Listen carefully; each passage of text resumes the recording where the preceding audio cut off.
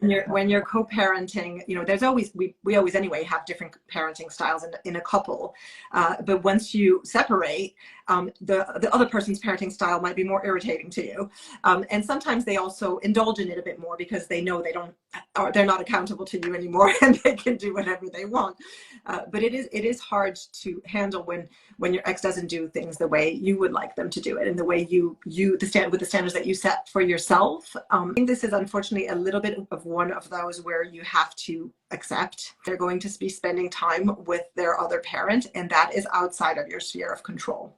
And so you have to accept that you're not going to be able to make sure that they get the exact same rules and ways of being parented at your ex's house.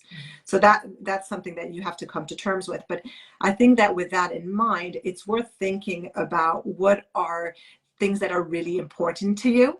I usually work through these kind of issues with my clients by thinking about their priorities. So there could be things like education, hygiene, I don't know, whatever it is that is top priority for you, that you're going to agree with yourself. Those are things, if issues come up relating to those items, I'm going to have that conversation.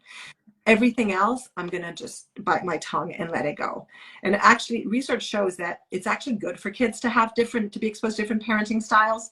So it's, if it works differently at mommy's or at daddy's, it doesn't matter. It's just going to be different as long as it's safe and as long as both parents are doing their best to raise the children, as best they can. There's no harm to the children in having different sets of rules, different ways of doing things in both households. I think you just have to think about what are the things that are deal breakers. So, it could be alcohol, for example. You don't want your ex to drink in front of the kids, that kind of thing. If that comes up, if you hear of that happening, that's going to be a battle you're going to have, and you're going to choose to address it. But you can't go to your ex for every little thing they do that doesn't align to how you would have done it, because that's just not the nature of your relationship anymore at this stage.